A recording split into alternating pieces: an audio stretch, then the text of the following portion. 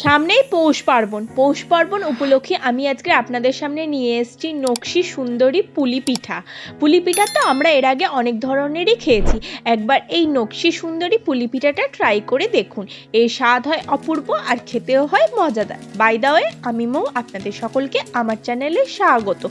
নকশি সুন্দরী পুলি পিঠা তৈরি করার জন্য আমি প্রথমে গ্যাসে ফ্রাইং প্যান নিয়ে নিয়েছি, তাতে নিয়ে নিচ্ছি দুধটাকে আমি এবার ফুটিয়ে নেবো। আপনি যদি আমার চ্যানেলে নতুন হন তাহলে দয়া করে আমার চ্যানেলটি সাবস্ক্রাইব করে নেবেন ও পাশে থাকা বেল আইকনটি অবশ্যই প্রেস করে দেবেন।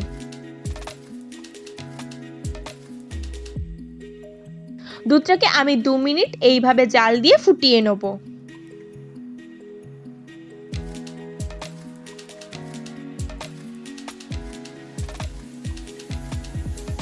দুধটা 5-6 মিনিট ফুটিয়ে নেওয়ার পর এতে আমি দিয়ে দেবো 1 বাটি নারকেল কোড়া।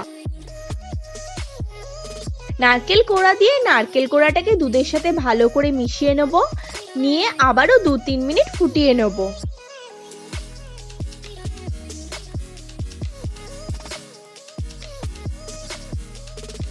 দু 3 মিনিট পরে আমি এতে দিয়ে দেবো ছোট বাটি 2 বাটি চিনি। প্রসঙ্গত বলে রাখি, এই সময় গ্যাসের ফ্লেম একদম মিডিয়াম রাখতে হবে আর খুন্তি বা স্প্যাচুলা কন্টিনিউয়াসলি নাড়াতে হবে। এবার এটা যখন একদম কমে আসবে তখন এতে আমি দিয়ে দেবো খোয়া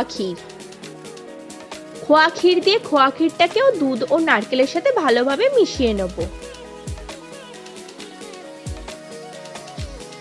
এই সময় গ্যাসের ফ্লেম আমি কমিয়ে দেবো, দিয়ে এবার এটাকে কন্টিনিউয়াসলি নাড়াতে থাকবো।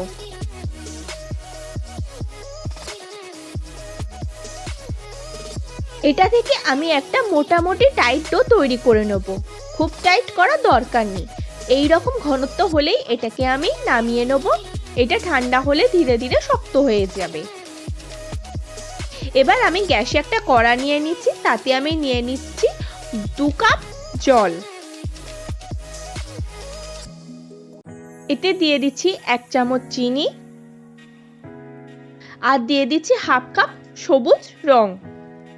এই রং দেওয়াটা অপশনাল, যদি বাড়িতে না থাকে আপনারা নাও দিতে পারেন।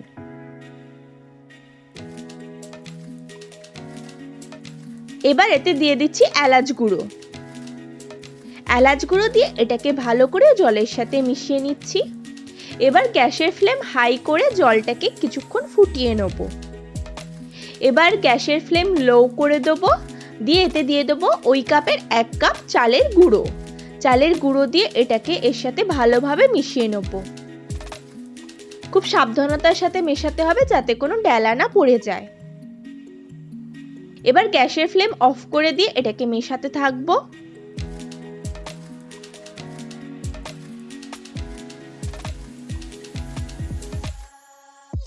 এবার এটাকে আমি একটা পাত্রে নেমে ঠান্ডা করে নেব। ঠান্ডা হয়ে গেছে, এবার এটাকে আমি ভালোভাবে মেখে নিচ্ছি।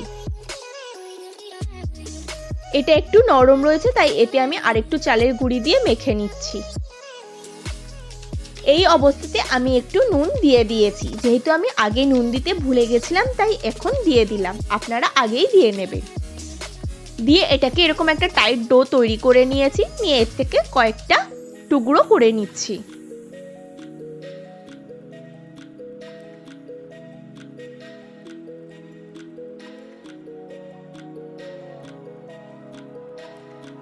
দেখুন, আমি কয়েক টুকরো করে নিয়েছি। থেকে একটা টুকরো নিয়ে আমি হাত দিয়ে চেপে চেপে একটা খোল তৈরি করে নেব, যাতে আমি এর মধ্যে পুর দিতে পারি। দেখুন, আমি খোল তৈরি করে নিয়েছি। এবার তৈরি করে রাখা পুরটা দেখুন ঠান্ডা হয়ে শক্ত হয়ে গেছে। এবার এর মধ্যে পুর দিয়ে দিচ্ছি। পুরটা আপনারা একটু বেশি পরিমাণে দেবেন, যত বেশি পুর দেবেন তত বেশি টেস্ট ভালো হবে। দিয়ে এবার মুখটা বন্ধ করে আমি গোল শেপে তৈরি করে নিচ্ছি। আমি আরেকটা করে দেখাচ্ছি, আপনারা পদ্ধতিটা ভালো করে দেখে নিন।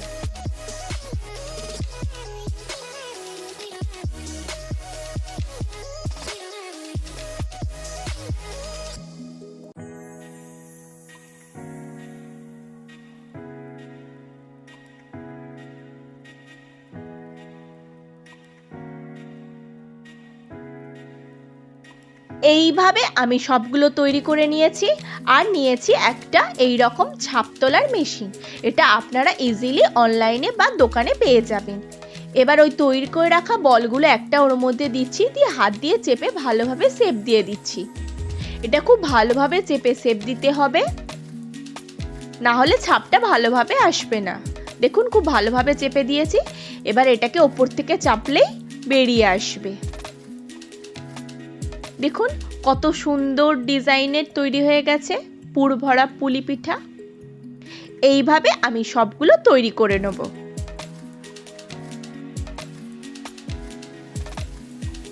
আমি আপনাদেরকে আর একটা পদ্ধতি করে দেখাচ্ছি, পদ্ধতিটা ভালো করে দেখে নিন।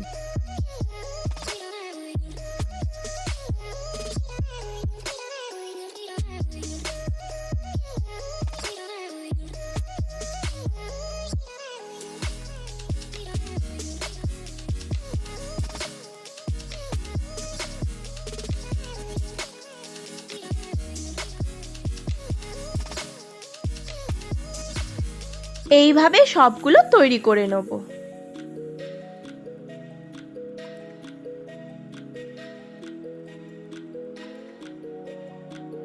দেখুন এইভাবে সবগুলো তৈরি করে নিয়েছি। এবার এটাকে সাইডে রেখে দিয়েছি। আমি এরকম একটা ফুটো প্লেট নিয়েছি। এবার হাতে তেল নিয়ে এটাকে ভালো করে তেলে প্রলেপ দিয়ে দিচ্ছি। এবার এতে আমি এক এক করে তৈরি করে রাখা পিঠেগুলো দিয়ে দিচ্ছি।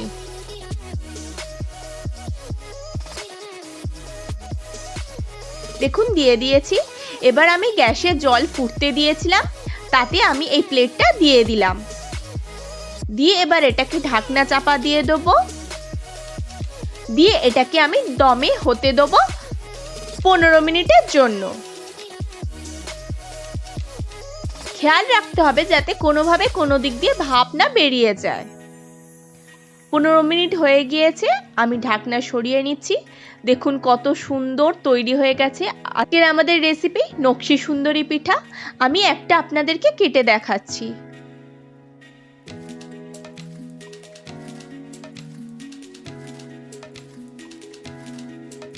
দেখুন কত সুন্দর সফট হয়েছে এবং ভেতরে পুর ভর্তি।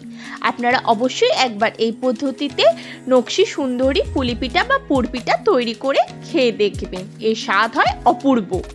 আশা করি আপনাদের আজকের এই ভিডিওটি ভালো লেগেছে। যদি ভালো লাগে তাহলে লাইক করবেন, কমেন্ট করবেন, শেয়ার করবেন আর আমার চ্যানেলটি অবশ্যই সাবস্ক্রাইব করবেন এরকম নিত্য নতুন রেসিপি সবার আগে পাওয়ার জন্য।